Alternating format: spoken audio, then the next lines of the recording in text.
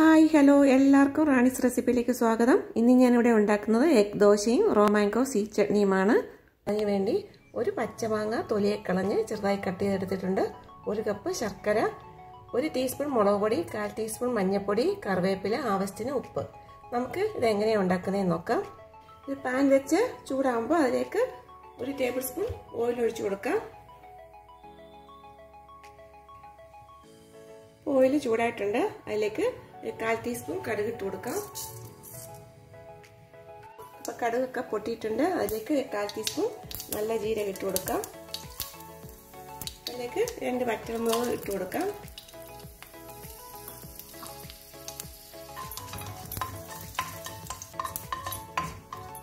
അതിലേക്ക് കുറച്ച് കറിവേപ്പില ഇട്ട് കൊടുക്കാം. ഇതിലേക്ക് കട്ട് ചെയ്ത് വെച്ചേക്കുന്ന മാങ്ങ ഇട്ട് കൊടുക്കാം. മിക്സ് ചെയ്യാം. ഇതിലേക്ക് മഞ്ഞൾപ്പൊടി, മുളക് പൊടി ഇട്ട് കൊടുക്കാം. നന്നായിട്ടൊന്ന് മിക്സ് ചെയ്യാം.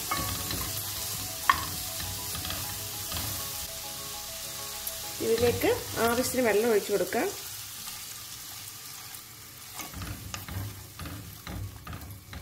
അഞ്ച് മിനിറ്റ് അടച്ചു വെച്ച് കുക്ക് ചെയ്യാം. നമുക്കിത് റെഡിയായി നോക്കാം.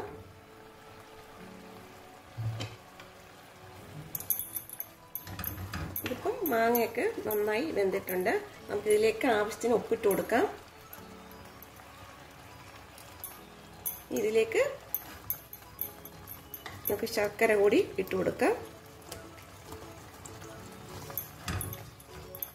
മാങ്ങയും ശർക്കരയും സെയിം ക്വാണ്ടിറ്റി ആയിരിക്കണം. 1 മിനിറ്റ് കൂടി ഒന്ന് അടച്ചു വെച്ച് കൊടുക്കാം. ഇതിപ്പോൾ റെഡിയായെന്ന് നോക്കാം. ഇതിപ്പോൾ റെഡി ആയിട്ടുണ്ട്. നമുക്കിത് ഒരു സെർവിങ് ബൗളിലേക്ക് എടുക്കാം. ഇതിൻ്റെ കൂടെ ഒരു കോമ്പിനേഷനായിട്ട് എഗ് ദോശ ഉണ്ടാക്കുന്നുണ്ട്. നമുക്കിനി എഗ് ദോശ ഉണ്ടാക്കാം. അതിന് വേണ്ടി ഒരു പാൻ വെച്ച് ചൂടാകുമ്പോൾ കുറച്ച് ഓയിൽ സ്പ്രെഡ് ചെയ്ത് കൊടുക്കാം. നമുക്കതിലേക്ക് ദോശ ബാറ്റർ ഒഴിച്ചു കൊടുക്കാം. സ്പ്രെഡ് ചെയ്ത് കൊടുക്കാം. അധികം അങ്ങ് തിന്നാക്കണ്ട. കുറച്ച് നെയ്യ് സ്പ്രെഡ് ചെയ്ത് കൊടുക്കാം. ഇത് നടുക്കായിട്ട് ഒരു മുട്ട പൊട്ടിച്ചൊഴിച്ചു കൊടുക്കാം. മുട്ടയൊന്ന് സ്പ്രെഡ് ചെയ്ത് കൊടുക്കാം. നമുക്കിതൊന്ന് അടച്ചു വെച്ച് കൊടുക്കാം. നമുക്കിത് റെഡിയായോ നോക്കാം. എഗ് ദോശ ഇവിടെ റെഡി ആയിട്ടുണ്ട്. ഇതിൻ്റെ മുകളിലേക്ക് 1 പിഞ്ച് പെപ്പർ പൗഡർ സ്പ്രെഡ് ചെയ്ത് കൊടുക്കാം. 1 പിഞ്ച് ഉപ്പ് സ്പ്രെഡ് ചെയ്ത് കൊടുക്കാം. 1 പിഞ്ച് ചില്ലി പൗഡർ സ്പ്രെഡ് ചെയ്ത് കൊടുക്കാം. 1 പിഞ്ച് കായപ്പൊടി സ്പ്രെഡ് ചെയ്ത് കൊടുക്കാം.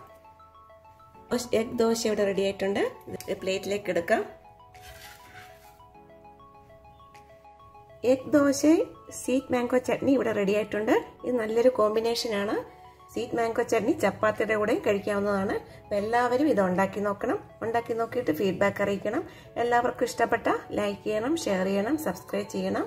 അടുത്ത റെസിപ്പിയായിട്ട് കാണാം. ബൈ.